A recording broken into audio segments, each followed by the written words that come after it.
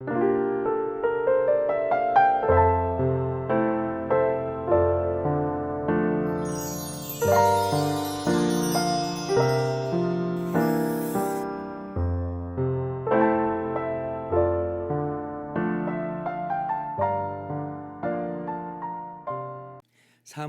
21장 1절에서 14절까지 말씀을 교독합니다.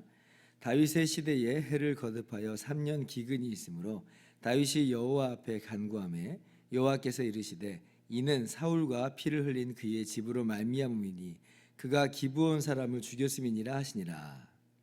기브온 사람은 이스라엘 족속이 아니요 그들은 아모리 사람 중에서 남은 자라. 이스라엘 족속들이 전에 그들에게 맹세하였거늘 사울이 이스라엘과 유다 족속을 위하여 열심히 있으므로 그들을 죽이고자 하였더라. 이에 왕이 기브온 사람을 불러 그들에게 물으니라. 다윗이 그들에게 묻되 내가 너희를 위하여 어떻게 하랴? 내가 어떻게 속죄하여야 너희가 여호와의 기업을 위하여 복을 빌겠느냐 하니 기브온 사람이 그에게 대답하되 사울과 그의 집과 우리 사이의 문제는 은금에 있지 아니하오며 이스라엘 가운데서 사람을 죽이는 문제도 우리에게 있지 아니하니이다 하니라. 왕이 이르되 너희가 말하는 대로 시행하리라. 그들이 왕께 아뢰되 우리를 학살하였고 또 우리를 멸하여 이스라엘 영토 내에 머물지 못하게 하려고 모해한 사람의 자손 7사람을 우리에게 내주소서. 여호와께서 택하신 사울의 고을 기브아에서 우리가 그들을 여호와 앞에서 목매어 달겠나이다 하니 왕이 이르되 내가 내주리라 하니라. 그러나 다윗과 사울의 아들 요나단 사이에 서로 여호와를 두고 맹세한 것이 있으므로 왕이 사울의 손자 요나단의 아들 무비보셋은 아끼고 왕이 이에 아야의 딸 리스바에게서 난 자 곧 사울의 두 아들 알모니와 무비보셋과 사울의 딸 메랍에게서 난 자 곧 무올라 사람 바르실레의 아들 아드리엘의 5 아들을 붙잡아 그들을 기브온 사람의 손에 넘기니 기브온 사람이 그들을 산 위에서 여호와 앞에 목매어 달매 그들 7사람이 동시에 죽으니 죽은 때는 곡식 베는 첫날 곧 보리를 베기 시작하던 때더라.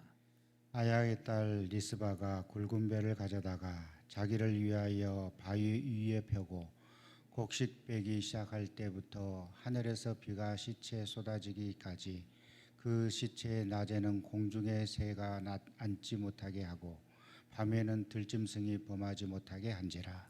이에 아야의 딸 사울의 첩 리스바가 행한 일이 다윗에게 알려지매 다윗이 가서 사울의 뼈와 그의 아들 요나단의 뼈를 길랏 야베스 사람에게서 가져가니 이는 전에 블레셋 사람들이 사울을 길보아에서 죽여 블레셋 사람들이 벳산 거리에 매단 것을 그들이 가만히 가져온 것이라.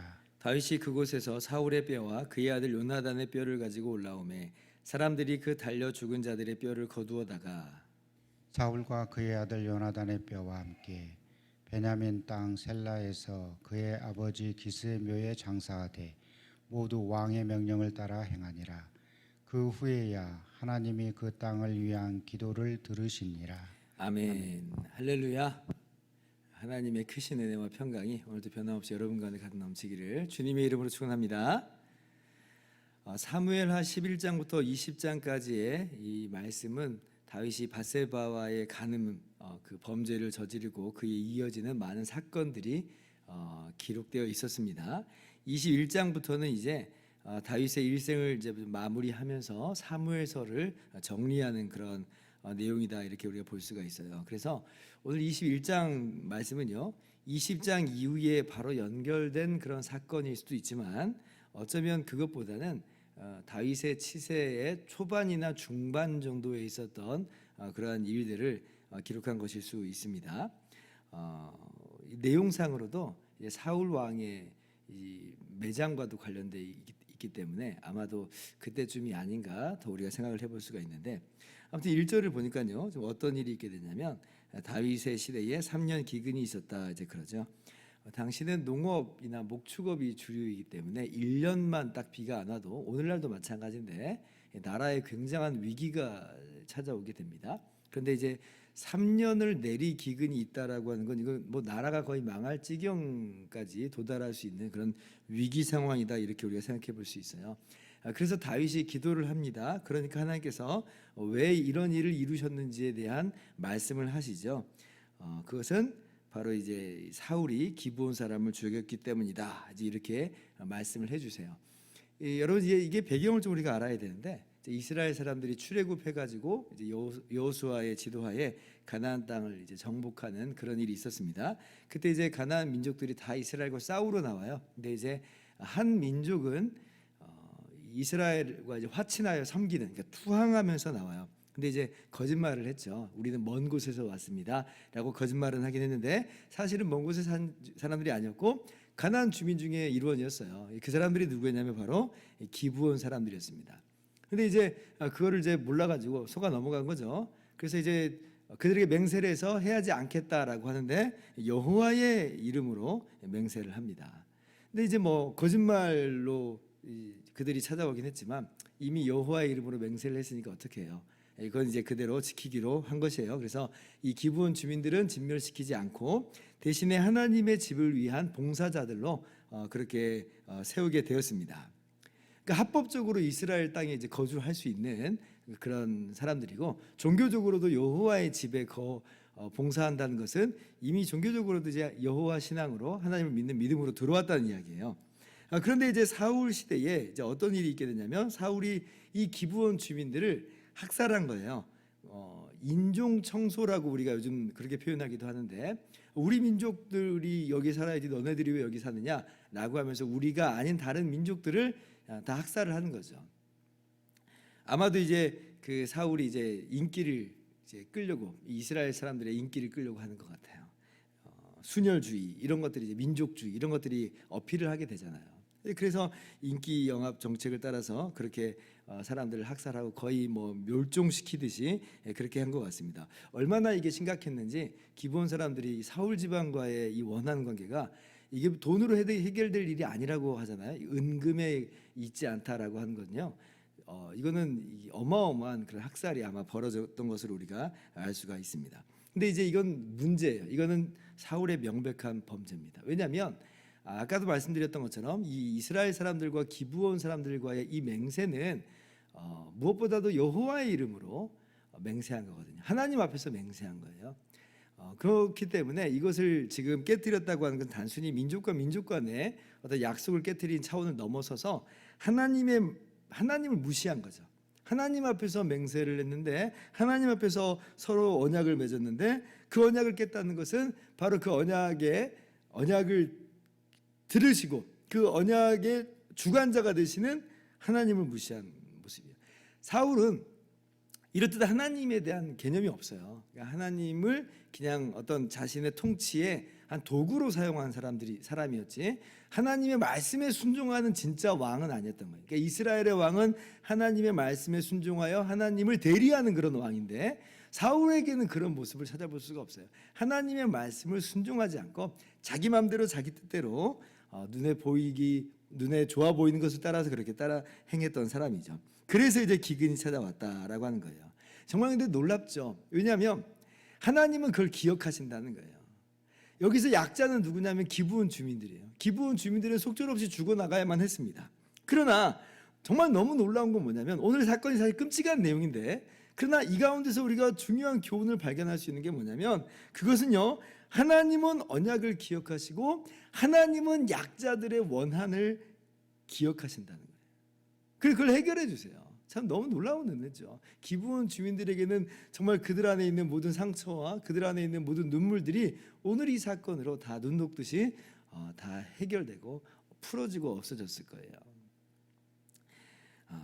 근데 이제 좀 의아한 거는, 왜 그러면 사울이 잘못했으면 사울 시대에 기근을 내리시는 게 맞지 않겠나? 왜 다윗 시대에 그렇게 기근이 내려지나라고 할 때에 사울 시대나 다윗 시대나 함께 이스라엘이라고 하는 이 동일 집단이거든요. 그러니까 같은 대상을 향해서 한 거니까 사울 시대나 다윗 시대나 크게 문제될 것은 없고, 그리고 뭐 사울 같은 경우는 이미 하나님께서 버리시는 왕이기 때문에 그 자체로 심판을 받았다. 그래서 이런 사건을 통해서 사울을 돌아오게 하시려고 하는 그런 의도 자체가 하나님께서는 없는 것이고, 그리고 아마도 이제 가장 결정적인 이유는 뭐냐면 결국 이렇게 해가지고 이스라엘을 망하게 하는 것이 하나님의 뜻은 아니고 오히려 이 모든 것들을 해결하시는 하나님의 계획 가운데서 다윗이 왕이 있을 때는 하나님 말씀에 순종한 사람이니까 이 모든 깨어진 언약을 회복하고 하나님 안에서 이 모든 것들을 아름답게 좀 복구할 것이다 이렇게 기대하는 그런 측면이 분명히 있었을 거라고 봐요. 그래서 결국은 이 모든 것들이 다윗의 손에 의해서 다 회복되는 일을 우리가 보게 되잖아요. 그래서 이제 다윗 시대에 기근이 있게 됐는데 다윗이 이제 기브온 주민에게 이야기하니까 기브온 주민들이 뭐라고 말해요? 사울 집안에 7사람을 내줘라. 그러니까 동일하게 응징하겠다는 거예요. 그들이 우리 민족을 말살시키려고 했기 때문에 그들에게도 동일한, 근데 민족 대 민족은 아니고 한 가정의 이 피를 이제 요구하는 거죠. 그러니까 율법의 정신이죠. 눈은 눈으로, 이는 이로라고 하는 그런 정신에 따라서 우리가 몰살당하는 그런 일을 당했으니 사울의 가족도 동일한 일을 겪어야 된다라고 하는 것이에요. 그래서 이제 사울의 자손인 이제 7명이 처형이 되는 것입니다. 근데 이제 이 가운데서 누구는 피하게 되냐면 요나단의 아들인 무비보셋은 또 피하죠. 왜 그럼 무비보셋은 피하는가라고 할 때 그냥 다윗이 무비보셋은 아꼈으니까 그렇지라고 우리가 생각하기 쉬운데요. 동일한 그런 표현이 나와요. 7절 보세요. 자, 그러나 다윗과 사울의 아들 요나단 사이에 서로 여호와를 두고 맹세한 것이 있으므로, 그죠? 여호와를 두고 맹세했다. 그러니까 다윗이 자신의 어떤 개인적인 어떤 그 친분으로 말미암아 무비보셋을 아끼는 수준이 아니었던 거예요. 오늘 말씀에서 강조되고 있는 것은 계속해서 뭐냐면 여호와 앞에서 여호와의 이름으로 맹세한 것에 대해서 어떠한 모습을 취하는 것이 마땅한가에 대한 그런 내용을 계속해서 밝혀주고 있죠. 그래서 다윗은 하나님 앞에서 한 맹세는 어길 수 없는 거예요. 어기지 않는 거죠. 그래서 무비보셋은 아꼈다. 물론 이제 요나단의 아들이니까 더 아끼는 측면도 분명히 있었겠습니다만은, 그래서 무비보셋은 죽임을 당하지 않고 다른 이제 사울의 자녀들이 이 자손들이 다 죽게 되죠. 근데 결국은요, 정말 너무 끔찍한 일인 것처럼 이제 여겨지는데 기브온 주민들의 원한도 풀어졌죠. 그러면 이제 사울 집안은 너무 그러면 억울한 거 아니냐? 오늘 아야의 딸 리스바를 보면 얼마나 참 불쌍해 보여요. 그럼 이건 참 너무나 안타까운 일이 아니냐라고 생각할 수 있지만 어떻게 보면 그럴 수 있겠지만요. 그러나 사실 오늘 사건은 사울 집안의 복권이기도 해요. 사울 집안의 복권. 너무 놀라운 건 기브온 주민들의 원한을 풀어주면 그때 이제 비가 쫙 내릴 거라고 우리가 생각을 하잖아요. 근데 그때 비가 내리질 않아요. 언제 비가 내리느냐? 아야의 딸 리스바가 행한 일을 듣고 다윗이 자신의 마음 가운데 깨달음이 있었나 봐요. 그래서 지금 사울과 요나단의 뼈를 가져다가 어떤 국가적인 그런 위치에서 그러니까 왕의 명령을 따라 매장을 합니다. 일종의 예를 들면 국장을 하고 있는 거예요. 국장을. 그래서 이 7명의 뼈와 또 그리고 사울과 요나단의 뼈를 다 취해다가 나라적인 그런 측면에서 매장을 해줘요. 이거는 사울의 명예를 복권시켜준 거예요. 사실 사울이 지금 블레셋 사람들에 의해서 부끄러운, 죽은 이후에도 효시를 당하는 부끄러움을 겪었고, 그리고 이제 기르한 야벳 사람들이 몰래 그 뼈를 가져왔지만 그냥 그들 동네에 묻은 어떤 그런 모습에 불과해요. 부모님의 묘에 선산에 묻히지를 못한 거예요.